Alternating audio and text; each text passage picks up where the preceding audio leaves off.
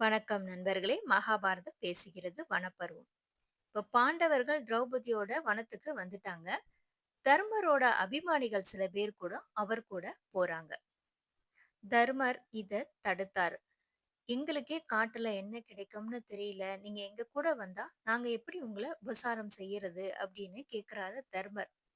அவங்களோ, "உங்க கதி எதுவா இருந்தாலும் நாங்களும் அதையே அடைவோம்" அப்படின்னு சொல்றாங்க. "காட்டுல என்ன கிடைக்குமோ அதையே நாங்களும் உண்டு வாழ பழகிக்கிறோம்." அப்படின்னு சொல்றாங்க.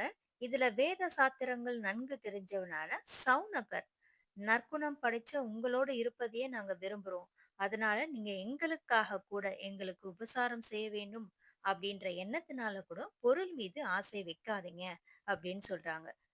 "உன் கடமையை செய், பலனை விட்டுவிடு" அப்படின்னு வேதம் சொல்லுது. யாகம் செய்தல், தர்மம் செய்தல், தவம் செய்தல், வேதம் ஓதுதல், இத மாரி நற்செயல்கள் செய்றவங்க கூட மறுபிறவி உண்டாம். ஆனா சத்தியம், பொறுமை, புலனடக்கம், ஆசை அழித்தல் இத மாரி குணங்கள் இருக்கிறவங்க கிட்ட, இத கடைப்பிடிக்கிறவங்க கிட்ட மறுபிறவி அப்படிங்கிறதே கிடையாது. அதனால நீங்க எங்களுக்காக எங்கள பத்தி யோசிக்கிறத விட்டுட்டு தெய்வத்த தியானம் செய்யுங்க அப்படின்னு சொல்றாங்க. தர்மர் தனது புரோகிதரான தௌமியர கூப்பிடுறாரு. "இதுக்கு ஒரு உபாயம் சொல்லுங்க" அப்படின்னு சொல்றாரு. அதற்கு தௌமியர் சூரிய தேவனை நினைச்சு மந்திரத்தை ஒண்ணு உபதேசிக்கிறார்.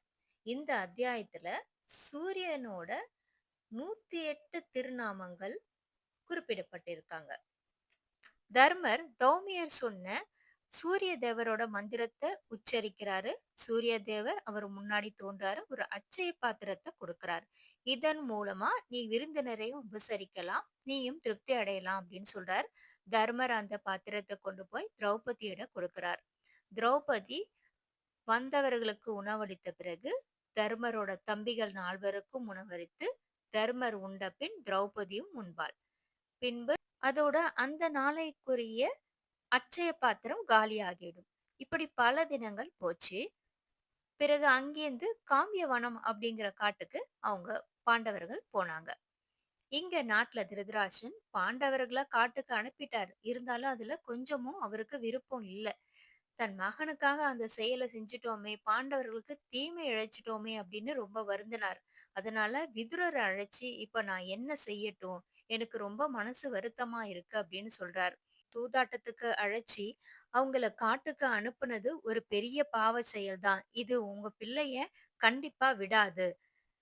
இந்த உலகத்துல நமக்கு ஒரு நல்ல பேர் வரணும் அப்படின்னா, நீங்க பாண்டவர்கள மறுபடியும் அழைச்சு, அவங்க செல்வத்தையும், ராஜ்யத்தையும் அவங்களுக்கே திருப்பி குடுத்துருங்க. அவங்க மகிழ்ச்சியா இருந்தா நம்ம வம்சம் தழைக்கும் அப்படின்னு சொல்றார். இத கேட்ட உடனே திருதராஷ்டிரனுக்கு கோவம் வந்தது. "நீ பாரபட்சம் இல்லாதவன் அப்படின்னு நினைச்சு நான் ஏமாந்துட்டேன். பாண்டவர்கள் என்னோட தம்பி பிள்ளைங்கள் தான். ஆனா துரியோதனன் எனக்கு பிறந்தவன். நீ அவனை விட்டுவிடும்படி எனக்கு உபதேசம் செய்ற. பாண்டவர்களுக்கு உதவி செய்யறதா எண்ணி எனக்கு அறிவுரை சொல்ற. நீ சொல்வதை என்னால ஏற்க முடியாது. உனக்கு விருப்பம் இருக்குதா? இங்க இரு. இல்லன்னா இங்கிருந்து போயிடு" அப்படின்னு சொல்றாரு விதுரர திருதராஷ்டிரர். விதுரருக்கு வம்சம் அழிவதற்கான வழியிலே திருதராஷ்டிரன் போறாரே அப்படின்னு நினைச்சு மனசு நொந்து போறாரு. பாண்டவர்களை சந்திக்கிறதுக்கு காட்டுக்கு புறப்படுறாரு விதுரர்.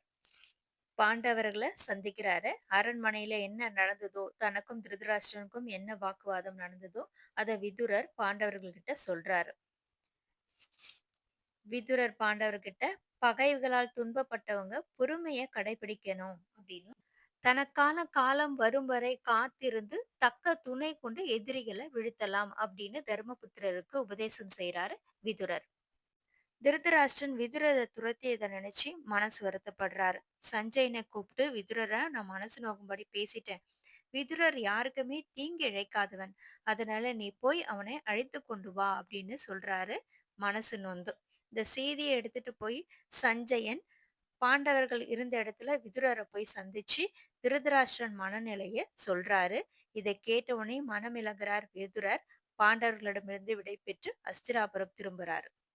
திருதராஷ்டிரன் விதுரர்கிட்ட மன்னிப்பு கேட்கிறாரு. விதுரர், "நான் அத அப்பவே மறந்துட்டேன். எனக்கு பாண்டவர்களும் கௌரவர்களும் சமமானவர்கள் தான். ஆனா இன்றைய நிலையில பாண்டவர்களோட துன்பமான நிலையை நினைச்சுதான் உங்ககிட்ட சில வார்த்தைகள் பேசினேன். அவ்வளவுதான்" அப்படின்னு சொல்றாரு. பாண்டவர்கள பல மன்னர்கள் வந்து சந்திக்கிறாங்க காட்டுல. துரியோதனன் செய்த அக்கிரமத்துக்காக எல்லோரும் அவன நிந்தனை செய்றாங்க. கிருஷ்ணர், நாம அந்த நேரத்துல அங்க இருந்திருந்தா இப்படி ஒரு செயல் நடந்திருக்காது அப்படின்னு நினைச்சு வருத்தப்படுறாரு. திரௌபதி தனக்கு நடந்த அவமானத்த பத்தியும், துரியோதனன் சபையில நடந்த கொடுமைகள பத்தியும் விவரமா கிருஷ்ணருக்கு எடுத்துரைத்து அழுறாங்க. துரியோதனனோட யுத்தம் நடத்தியே ஆகணும் அப்படின்னு சொல்றாங்க. ஆனா தர்மர், இப்போதைக்கு இது வேண்டாம். சூதாட்டத்துல குடுத்த நிபந்தனைய நிறைவேற்றாம நாம அங்க போறது தர்மம் இல்ல. 13 வருடம் நம்ம பொறுமையா கழிக்க வேண்டியது தான் அப்படின்னு சொல்றாரு. பிறகு அங்கிருந்து புறப்பட்டு வேறொரு காட்டுக்கு போறாங்க. அங்க மார்க்கண்டேய முனிவர சந்திக்கிறாங்க.